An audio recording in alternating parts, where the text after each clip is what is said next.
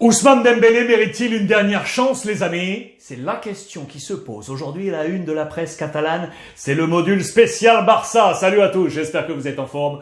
Où que vous soyez en ce mardi 1er mars, c'est mardi gras aujourd'hui, jour de carnaval. Soyez les bienvenus comme d'habitude à la maison dans mon petit bureau pour ce point média. 3 modules aujourd'hui au programme. Disponible, vous le savez, sur l'ensemble des plateformes, plus en podcast avec un module spécial Italie, demi-finale de coupe. Aujourd'hui, derby de Milan entre l'Inter et l'AC Milan. Plus à l'intérieur de ce module, dossier spécial Juve, Vlahovic. Le module Real Madrid à 8 jours du match face au Paris Saint-Germain, les toutes dernières informations. Et ce module Barça autour notamment de Dembélé, dont on va parler ce soir, libre antenne, 19h, grâce à Brut Live, téléchargez l'application, je vous le rappelle, et on se retrouve 19-20, votre libre antenne pour parler football, où que vous soyez sur la planète, en mode visioconférence avec la caméra de vos petits téléphones.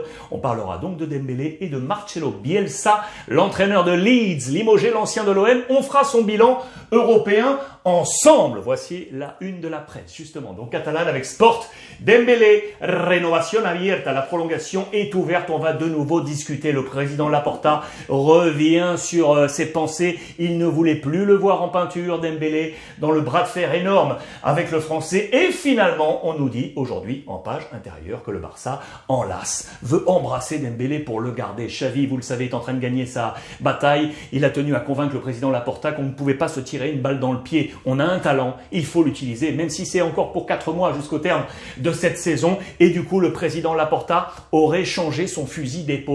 On va retravailler sur une discussion pour essayer de prolonger Ousmane Dembélé au Barça. L'édito est ici. Oui, Dembélé mérite une dernière chance de prolongation de contrat. D'autant que le Barça est en pleine bourre. Vous le savez, on est en train de remonter. La direction est là, lancée par Xavi. Écoutez bien, le chiffre est fort. Très fort. Si on compte l'année civile, le Barça est leader de 2022. Leader, c'est honorifique, certes, mais c'est un signe. Regardez, si on regarde ce classement ici, la barre bleue ici, premier Barça à égalité de points avec Villarreal, la formation la plus en forme également en 2022, 17 points tous les deux, sauf que le Barça a un match en moins, la possibilité d'être leader seul. Le Real Madrid sur ce classement 2022 est 5e. On a bien fait d'engranger des points dans la première partie de classement de saison pour Carlo Ancelotti.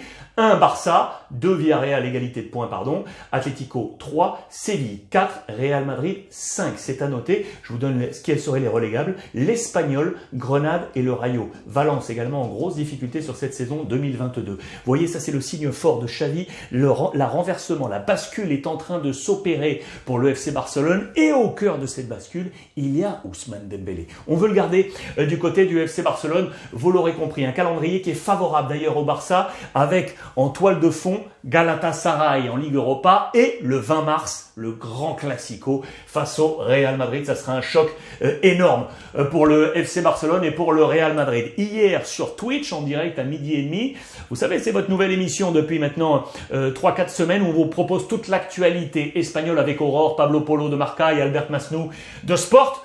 On a échangé sur cette actualité et je me rends compte aujourd'hui en ouvrant la presse qu'on ne s'est pas trompé. Les thèmes dont on vous a parlé hier sont aujourd'hui également dans la presse. On n'est pas dans le faux. C'est intéressant pour échanger ensemble. Regardez notamment aujourd'hui, on nous fait un tableau dans les colonnes de Marca sur toutes les recrues hivernale. Hier, je vous en ai parlé sur Twitch et je vous ai posé la question sur les réseaux sociaux. Est-ce que Pierre-Emerick Aubameyang est la meilleure recrue hivernale du Barça? On avait échangé sur Edgar Davids ou encore sur Debourg, Franck Debourg, qui avait réussi à des choses intéressantes. Je vais vous montrer ce zoom là justement, qui est fait pour vous montrer que depuis que Johan Cruyff s'était assis sur le banc, voici toutes les recrues hivernales du Barça. On peut les voir en mode catalogue. Ça a commencé donc en 1994-95 avec José Marie d'Osasuna, Amunique, Sporting Portugal, Bogarde, Milan, Franck Debourg et Ronald Debourg, les deux frangins arrivés de l'Ajax. Franck Debourg avait été bon ici, je vous l'accorde. Giovanni, arrivé de Cruzeiro. Sorin également de Cruzeiro l'année suivante.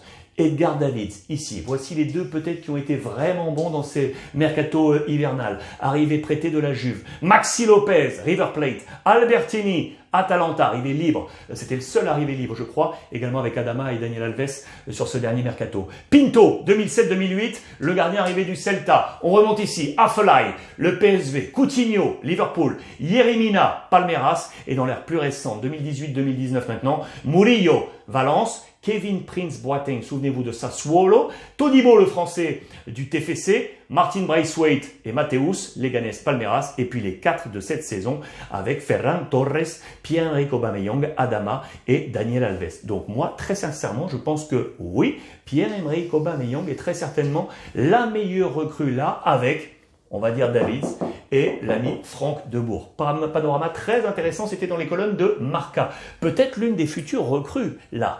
C'est Kessié. Est-ce que Kessié va débouler du côté du FC Barcelone? On en a parlé également dans la page italienne, parce que, vous le savez, à Milan, on s'interroge. Il est en fin de contrat, et on nous dit que ça y est, les contacts auraient été établis dans les colonnes de Sport. Kessié est le profil nécessaire, parfait pour le milieu de terrain du FC Barcelone, où les jeunes pousses sont en train de grandir. Pedri, Gavi, Nico, à l'ombre de Busquets. Il manque à date, aujourd'hui, le temps de laisser ces petits mûrir tranquillement. Il faut quelqu'un de solide, un colosse, et on pense à l'Ivoirien pour venir prendre ce poste. Affaire à suivre. Je pense que le ballottage est très favorable pour voir Kessié débouler du côté du FC Barcelone. Et puis pour terminer, je voulais vous montrer ça également dans ces batailles des transferts avec le Real. Vous savez que, je vous en ai parlé également dans le module Real Madrid, vous savez que dès qu'il y a un petit nouveau qui sort sur la scène espagnole, pof, le Real et le Barça se le disputent. Lui, Racing Santander dans le nord, les verts et blancs, Pablo Torre, media punta, milieu offensif axial, 18 piges, il est chez les U19